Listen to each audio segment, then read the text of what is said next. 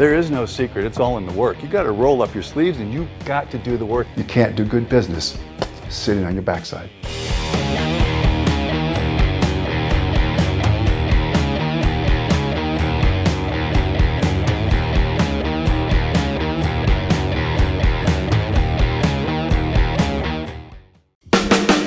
Hey y'all, I'm Kendrick Shope. Now I know what you might be thinking. Oh great, here comes another person telling me a ton of skill sets that I need to run a successful business. But not so quick. I'm gonna share with you today a no BS, true way to make money in your business. Thank you so much for tuning in, and I am so honored to have the one and only Lacy Boggs here with us today. And let me tell you, fasten your seatbelt, because if this woman is near as fun and informative as her website, you are in for a treat. I know Lacy through some mutual friends and mutual connections, and I am honored to have you on Sell Like a Woman, the podcast. Thank you for being here.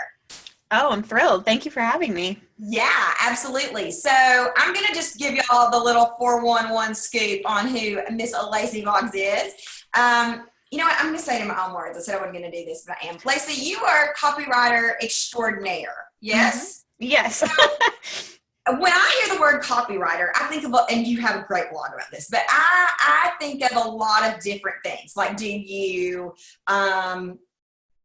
write like for online businesses? Do you ghost write? Do you do all of the above? So tell us in our own words that we're going to understand, what is it that you do and who do you work with? Sure. So I help small business owners, mostly digital entrepreneurs, to find their voice and then create copy and content that actually moves the needle and sells for their business. So what I specialize in is blog content or podcast content, that kind of content. But we do also provide more traditional copywriting, like websites, sales pages, things like that. Great. And if you haven't been to her website, we'll include it in the copy with this, but you need to check it out because it's my new favorite website. Thank you.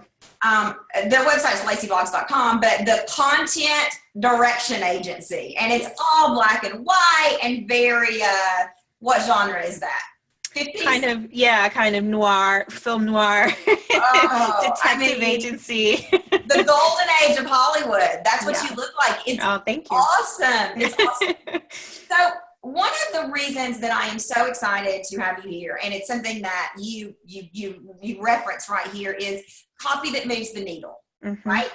And one of my pet peeves, if you will, this is the blog I read too. I mean, you've got a blog, like you've got a warning on your homepage about pet peeves included or something. And one of the reasons yeah.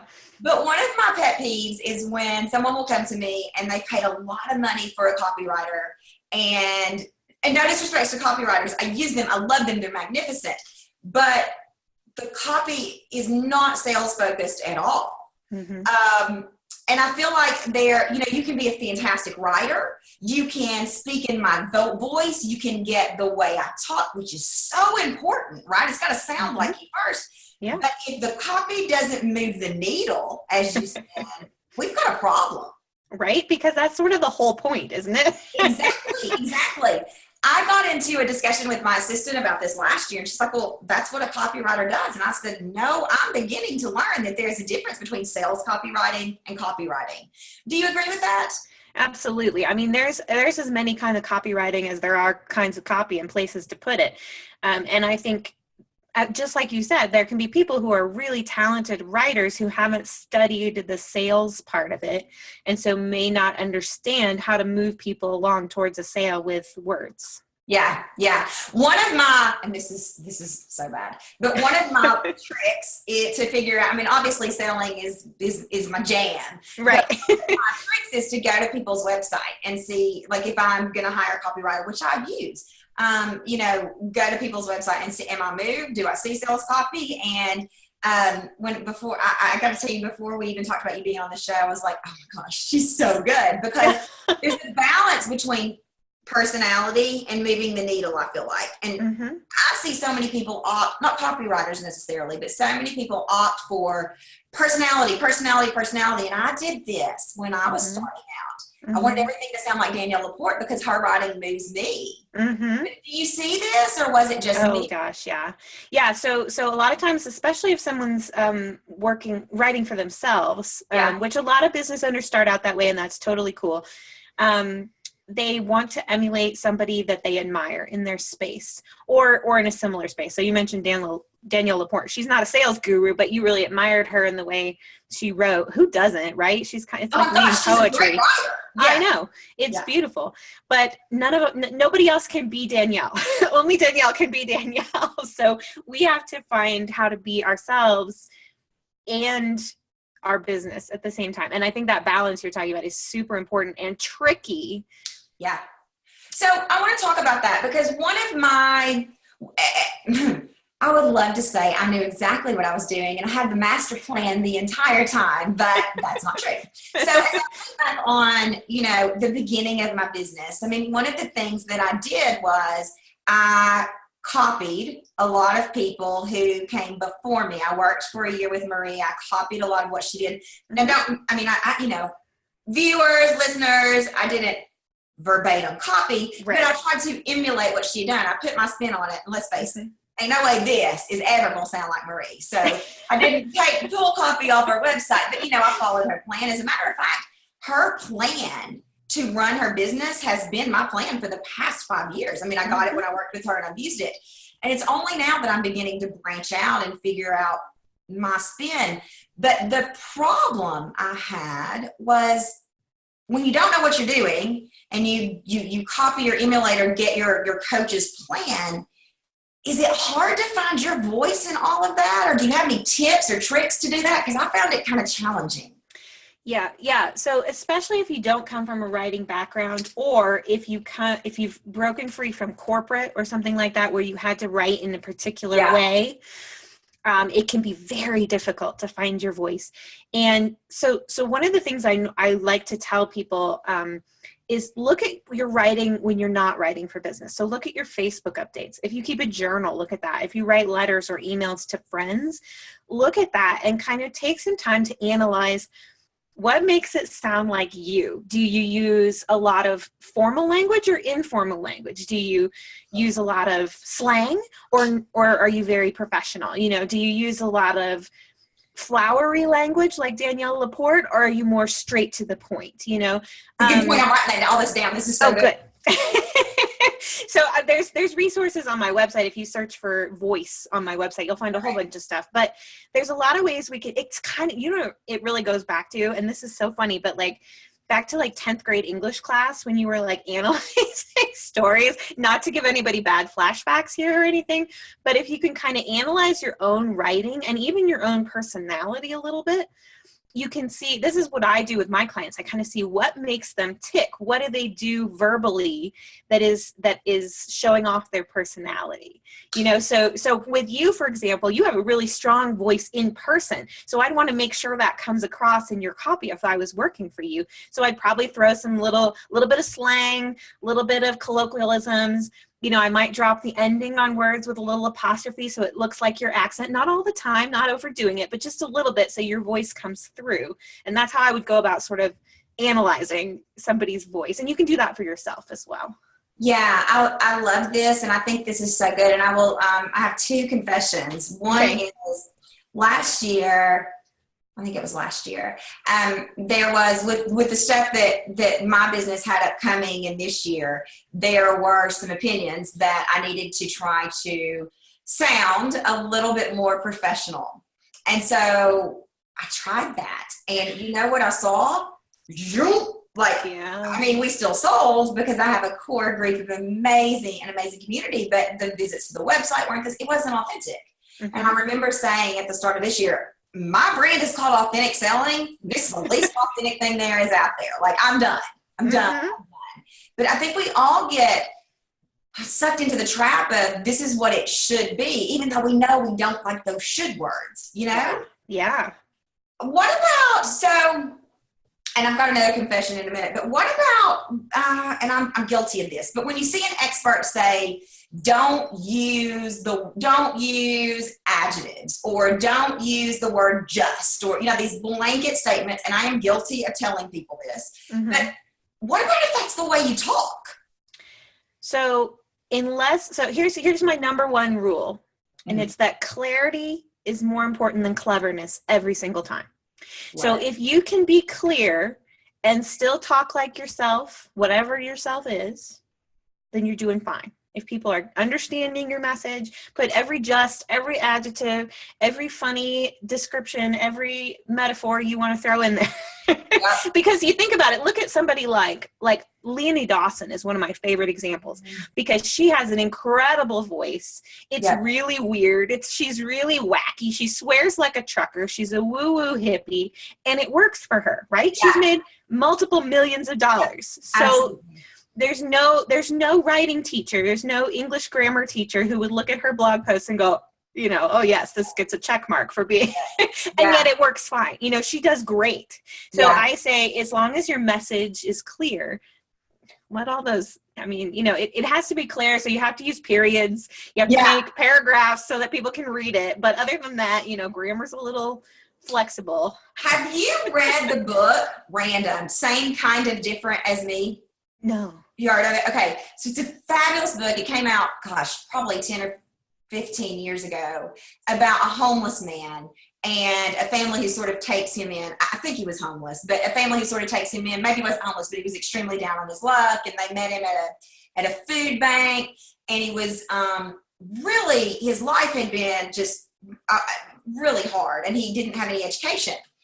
And the book is written the way he talks, but there is no punctuation, none. Mm-hmm. And I remember it's a beautiful book, but I remember calling my mom and saying, I can't read this. Like, I am having so much trouble. And she said, buy the Audible version, because your brain is so trained. There's no punctuation. It's just all one. Oh, it was really hard. It's a bestseller. It's a great book. But I've never appreciated punctuation so much as when I tried to read that book. So, okay, here's my next confession. Okay. I'm not usually, this isn't usually like Catholic church, but today it's going to be. I've told this story before, but I can remember being at a mastermind event with Marie and 19 of the just superstar businesswomen. And there I was thinking, I'm a really good salesperson. Sold Marie to let me in on this when I'm making no money. But that Josh, Marie's husband, and Marie were kind of in charge of the mastermind that day. And so they called me up, put me in my hot seat. And usually, for those of you who don't know, you get to present a business problem, and then the group solves it. Well, they handed me a sheet of paper and a pen and said, write. And I said, write what? And they said, anything. I said, I need a little more direction. Okay, write a blog post. I burst into tears. Oh, no. In front of this whole group of people who knew I had no business being there, because we were halfway through at this point. But what had happened to me was I had a copywriter tell me very early on, when I left corporate and came into the online world, that my writing sucked. And I had always been like straight A's in English in school, and 5-paragraph themes where I loved them. When we got to do a 5-paragraph theme, I was like, yes, I like the system. I know what I'm supposed to do. And I allowed it.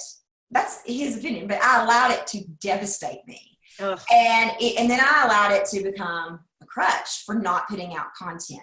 Mm-hmm. And I didn't realize this until the moment that they said write, and I could not get one word on paper. Mm. So we all do this to ourselves at some point. And I know I need life coaching, and I know all that. I get that audience. But what do you do when you see somebody who's lost so much confidence that they can't even put words on a page? Do you ever see that? Or was it, you may not? Well, I definitely have heard stories like that, because I think there's a lot of people who were told, and maybe not by a copywriter, which P.S. fire his ass, because that's a terrible. I did. Right after that event, I did. But, they were told by an English teacher in 4th grade, or, a parent or a friend, or, got an F on a college essay or something. And it's the same sort of block that has cropped up in their lives. I do see that very often. And, what's awesome about blogging is that you get to do it over and over and over again. You don't have to get it right on the first try. So if y'all go back and look at my blog posts and scroll all the way back to the ones from the very beginning, they are horrible. Mhm. They're not good. They're not good at all. Yeah. And I've gotten better, right? I've gotten better over time, and I've learned more, and everybody does this. So the key is to do it. So if you need somebody to put you in a hot seat and make you write in front of people and feel embarrassed, that's one way to do it. But another way to do it is just to force yourself. I'm going to write 300 words and post it on my blog this week. Next week, I'm going to write 400 words and post it on my blog, and just keep doing it, because the more you do it, the more you'll see, like, you'll be able to go back and go, okay, that wasn't so bad. Or, so on and so forth. I love that. And that was true for me, and still is true for me, because a copywriter I am not. Like, I can, the sales language, great, but copywriter I'm not, but it certainly has improved. So you bring up a couple of interesting points for questions for me. So 300 words, 400 words, is there a magic number for blogging? Oh, I get that question a lot. So 300 words is the absolute minimum for a blog post to be recognized by Google. Okay, so Google's little spiders go out on the web, and if it sees an update to your website of 300 words or more, it adds it to its little search results, right? Love it. So that's the minimum. But over the past couple of years, we've been seeing Google give preference to longer form content. Love it. And longer form in this case is like 1,500, 2,000 words or more. Wow. Yeah. So the days of posting 5 times a day, 300 words at a time are over. Yeah. So, and I tell people when they get big glassy-eyed deer in the headlights look, when I say that, I say, if you are not able to, or you feel uncomfortable producing that on a regular basis, like every week, you can dial back the frequency and dial up the quality. Yeah. So, you don't have to feel like you have to be cranking out 2,000 words a week if that's hard for you. 2,000 words every other week, or even once a month. I would say that's probably the minimum, once a month, to keep people in, keep you in people's minds. Yeah. But if you can produce something really amazing once a month, that's better than junk once a week. So the next question is, and I get this a lot too, blogging. Well, first of all, and I know you hear this, nobody comments on my blog. I'm just putting it out there. I'm sorry. I'm making fun. I shouldn't do that. Nobody, I did this too, y'all. Nobody comments. It's just a waste of time. Like, what is the big deal with blogging? Why is it so important? Well, so there's a couple of reasons. I look at it as your blog is a long form sales letter dripped out over time. Love it. And so when you're doing it correctly and thoughtfully and with a strategy, you're hitting all the same points you would in a sales page or a sales letter for a particular sales cycle, but over time, right? So that's one reason to think of your blog as being very important, because it's an opportunity to give people your sales message. But sometimes what you're selling is not necessarily your product, but your opt-in, because really your blog is the way you fill the top of your funnel. So you can't sell unless you have leads. And the way to get leads is to attract people to your website. And you can't really attract people to your website unless you got something going on. And to have something going on, you better have some good content that's going to get people there. And so it's kind of working backwards from that sale to why is a blog important. Comments are a vanity metric. Really? Yes. Comments are not going to get you a sale. Do they help with they used to, I think, I was told, could it help with SEO and that sort of thing, or no? Yes. So they can help with SEO. How much is up for debate? Okay. So if you think about it, they're adding more content to your website, right? So if they add more keywords, you might, or if they use those same keywords that somebody's using to follow you, find you, it might boost it, right? But overall, across the entire web, comments are way down, even for people who are who blogging is their business. So I'm thinking of Deuce or food bloggers or, people like that.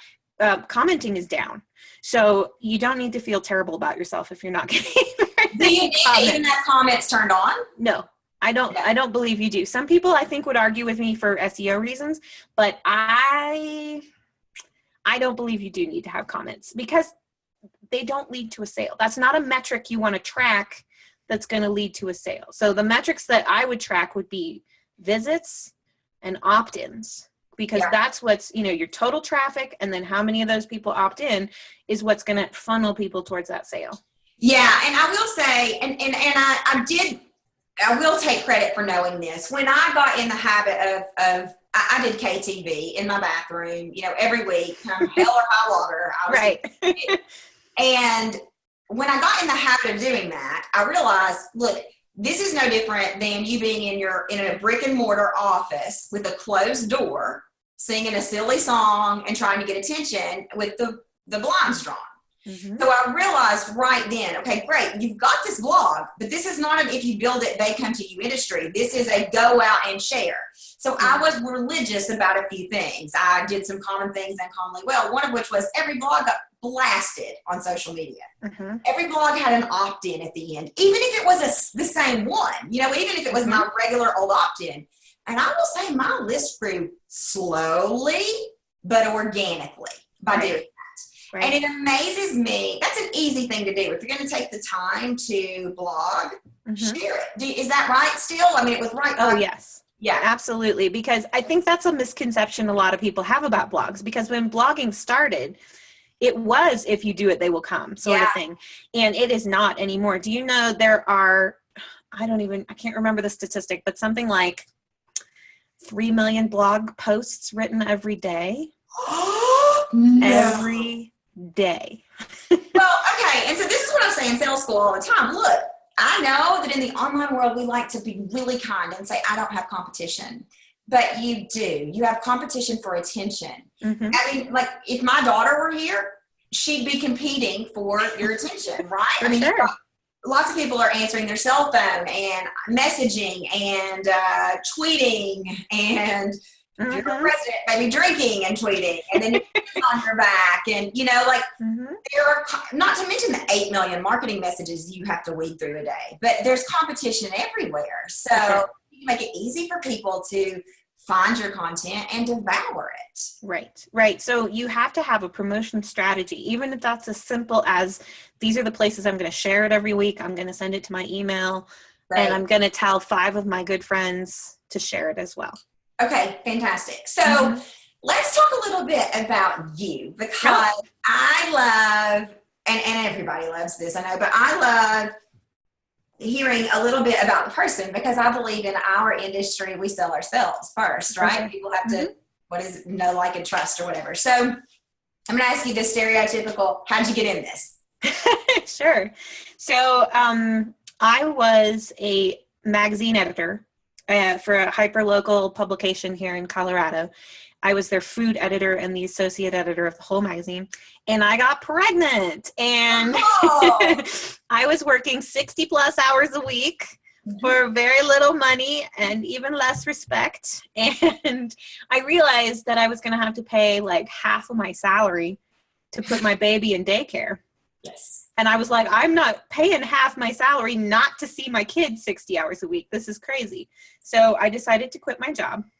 And that was super scary. And so, of course, because I was a food writer, the first thing I did was start a food blog.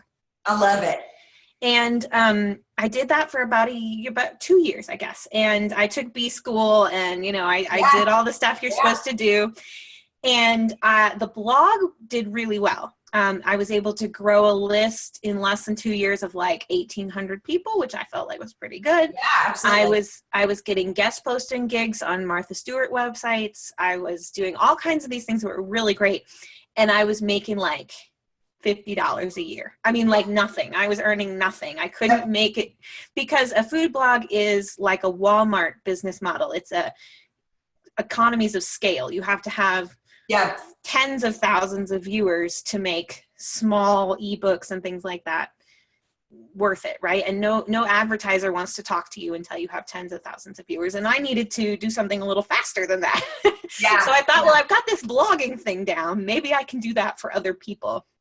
And that was how the whole ghost blogging concept was born for me. And it turns out, yes, people do want that. And from there, it's sort of the rest is history. But yeah, I love it. That's a great story. I love how, and people say this all the time, but I love how we usually don't start out where where we end up somehow, some way. So what do you loathe about the online business industry? Oh gosh. I think we are being sold a bill of goods when it comes to passive income. I think passive income is kind of a myth. I always put quotation marks around passive income because I don't know about you or your audience, but I have never worked so hard in my life as when I'm trying to sell a passive income product, either for myself or for a client. So, I mean, it takes a lot of skill. It takes a lot of energy. Launching is no joke. No, and for an introvert like me, that's really tough. You're an introvert? I am, but I can turn it on. I think I'm an ambivert. Not. I'm an ambivert because I can turn it on. Okay. But after this, I've got an hour in my schedule after this to not do anything because I'm going to have to come down. Okay. All right. I should do that. And I'm as extroverted as they come, but I should do that because I have to cocoon a little after I'm on, Yeah.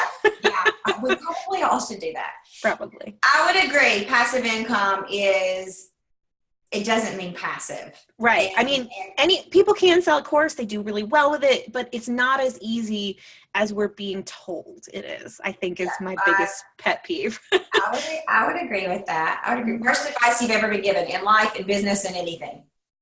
Worst advice I've ever been given. Gosh, I don't know. Oh, well, I was told in high school that,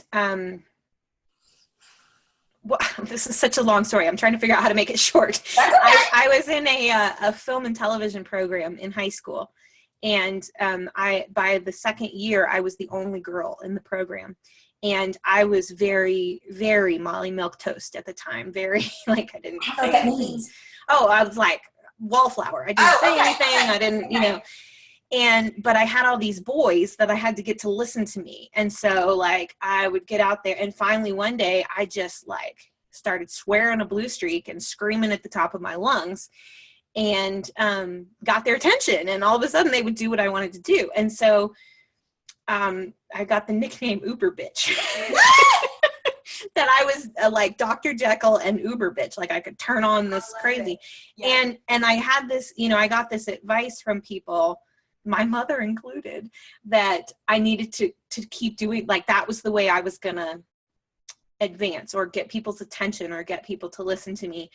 And I discovered after a few years of this, I didn't like Uber Bitch. Yeah.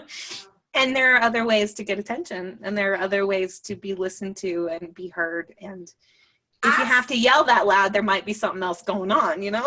I talk about in selling, and I think this is true in life, but we have megaphone moments where it's okay. I mean, okay is not the right word, but where you're going to get attention by yelling through your megaphone. The Women's March on Washington is what I would call a megaphone moment. Women coming together, Rosa Parks not sitting in the back of the bus is a megaphone moment. But the problem with constant megaphone or Uber bitch moments is it almost begins, I think, to feel a little bit, and I'm talking about from a sales strategy, like you're always crying wolf or you're always selling something or you're always, like it loses. It feels fake. Yeah. Yeah.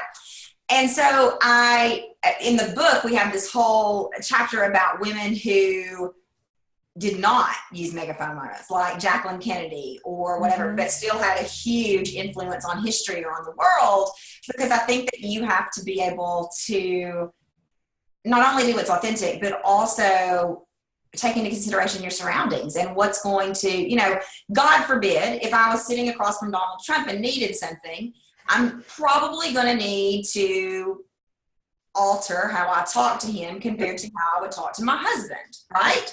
And that's not setting feminism back. That's being smart and being aware. Same sort of thing. Like you can have the megaphone moment, but what do we do when we don't have the megaphone moments? And there's a lot of advice I've seen in blogging in particular where they talk about, and it's usually male gurus who are saying this, stirring up controversy for the sake of getting traffic. Yep.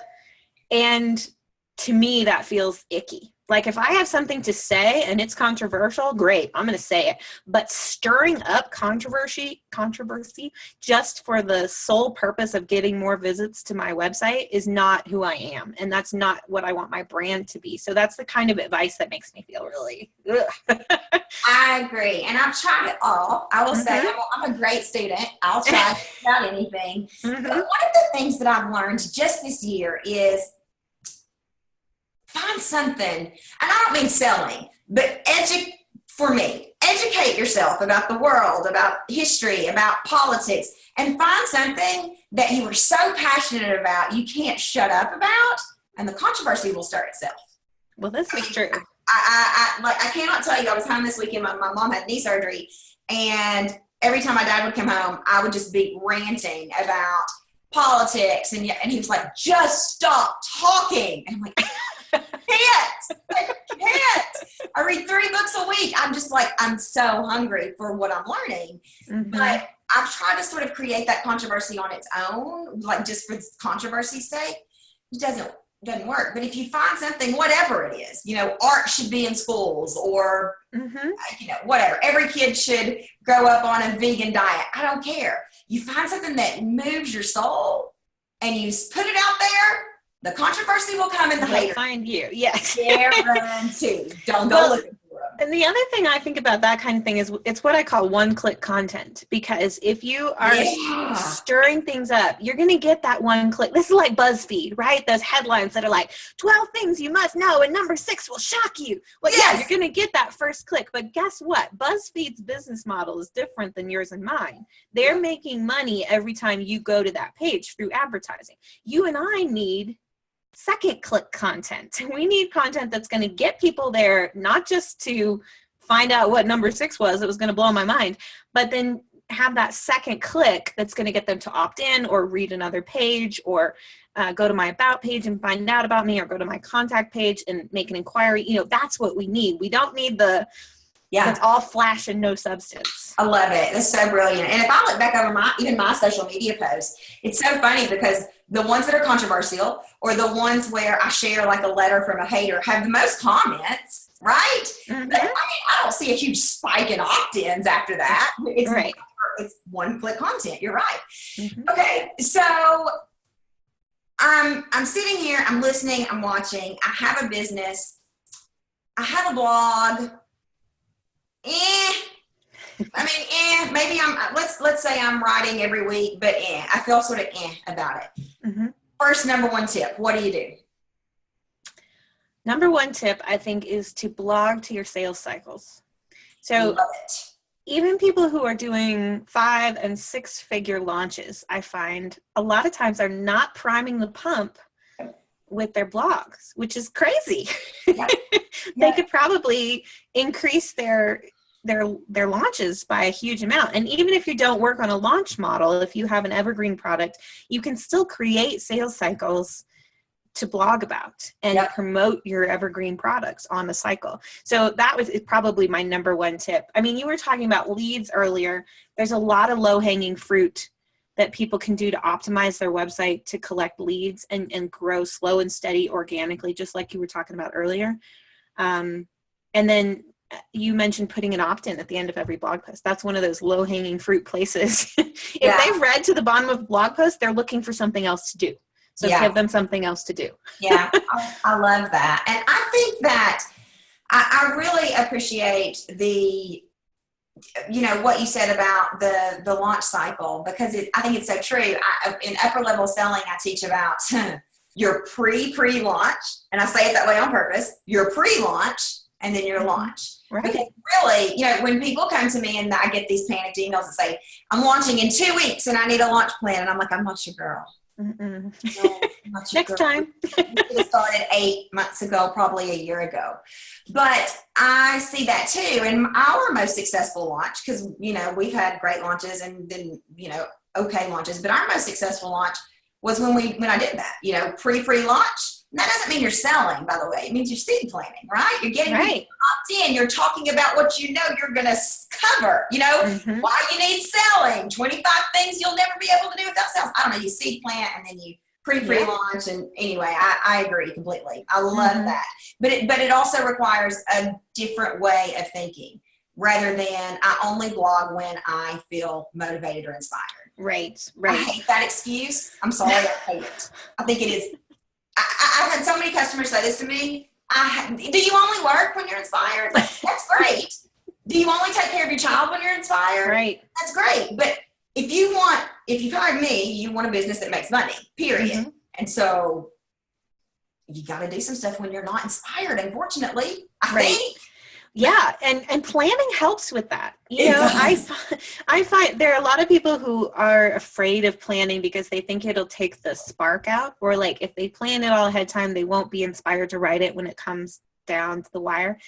I find it's usually the opposite because, and this is kind of what I say to people. It's like, you know, that's great that you write when you're inspired. What do you do when you're not inspired? You know, and it's usually the answer is I don't write. And so having that plan ahead of time and knowing why you're writing, hey, that, and also linking it to your money. Yes. Oh, all of a sudden you're very inspired to write. And your peace and your sanity, because the last thing that creates peace or sanity or money in a launch is panic. Oh, I gotta write 5 blog posts now. Right. Good luck with that. That's not, I mean. Well, and also, so here's a great example. I had a client, her name's Jacquette Timmons, and she is a financial behaviorist, which is such a cool thing to be. But what she likes to do with her blog is take something that's in the zeitgeist and talk about it in terms of financial behavior. So like if a rapper goes, in the zeitgeist, like in the social consciousness, in pop culture and what's going on. Okay, thank you. Yeah, no. And so like if a rapper comes out and says he's broke or, you know, I don't even know, but like all these things. So she'll take a pop culture or a current event reference and write about it in her blog. And so she was like, I don't think your system will work for me. And I said, oh, no, it will definitely work for you. So what we did for her was we just planned out what the type of post would be. So we planned out the sales cycle saying, okay, this post is an attention post. This one is a desire post. You know, this one we're going to call to action. So all she has is that framework. And then whatever's happening in the world, she can create a desire post with whatever's going on. But she knows what she's supposed to be talking about. I love it. And word of the day, say it again real slow. Zeitgeist. Zeitgeist? Yeah, it's German. Zeitgeist. It means like the collective consciousness. Zeitgeist. Well, y'all can go see that on Facebook Live today. That's your 25-cent college word right there. All right, good deal. Well, I know that everybody watching, listening is going to want to know more about you. It's so funny. Every time I have the opportunity to interview superstars, I'm like, God, I want to hire them. This whole Sell Like a Woman thing has been terrible because I want to hire everybody. But you've got such a really great really great concepts with blogging, and I love intention and desire, and there's so much more I want to ask, but I also want to be respectful of your time. So how can people find out more about you, about your work? Who should find out more about you as well? Who needs to go right now and check you out? Sure. So anybody who empathized with what you were saying about you got a blog, but you're feeling a little about it, that's who I work with. So small to medium to even large businesses, but mostly small to medium digital entrepreneurs generally.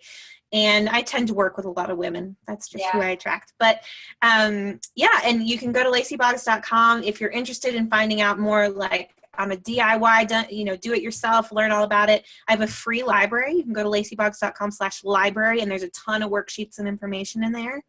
Or if you're interested in having me do it for you, which I do offer, you can go to lacyboggs.com/undercover. It's the little work with me button, and find out how you can work with me that way. But I'd be thrilled to help you however you need help. I'm going to throw one more call to action in there. If you are the person who said, this is like Jeff Foxworthy, you might be a redneck. Right. If you are the person saying, I only write when I'm inspired, but I want to run a business that makes money, don't walk. Run as fast as your fingers can type over to visit Lacy. Not making fun. I'm just saying that is a recipe for not making any money, and Lacy can help. Thank you so much for being here. My pleasure. This was fun. Yeah, thank you so much. And thank you all for tuning in to another episode of Sell Like a Woman, the podcast. I believe in you and I believe in your business. You can do this. Go do it.